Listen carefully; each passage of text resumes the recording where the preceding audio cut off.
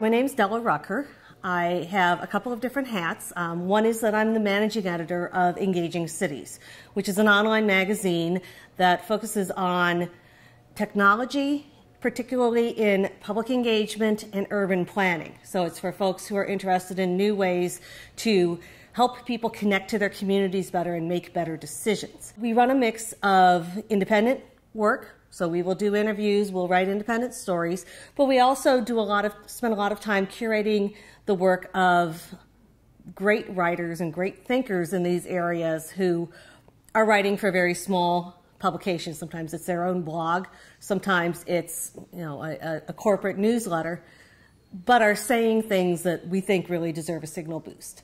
The initiatives that we're seeing around developing tech communities for a lot of cities and a lot of people who work in community revitalization or economic development, that's a really tough issue because it's a very emergent area and it's one that looks very different from what they're used to working with.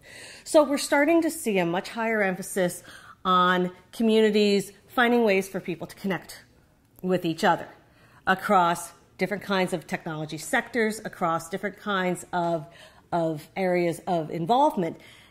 And that sometimes takes the role of sort of more formalized training and advising, but a lot of times the most amazing opportunities we're seeing really revolve around fostering the growth of that ecosystem. When policymakers identify that they want to work with entrepreneurial communities and they want to foster those entrepreneurial communities within their place, a lot of times that's a very foreign thing, as I mentioned. That's the first step that they really need to be doing is listening in a very intensive and meaningful manner.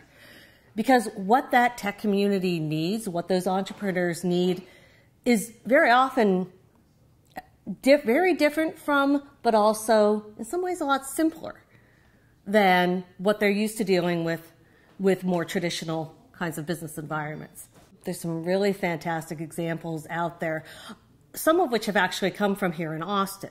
So the Austin city government actually includes a Office of Digital Inclusion.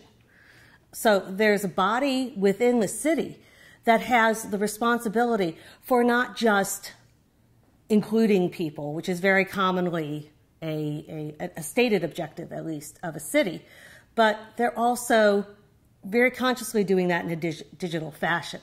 So they've been kind of fascinating to watch development over the last few years, and they've really been a leader in that. Another great example is the tech community, the civic startup world in Chicago, which reaches, we think of that as being tech people, but the civic tech environment in Chicago has included an incredible array of people, and they're really making a difference in how people relate to and deal with and interact with the city.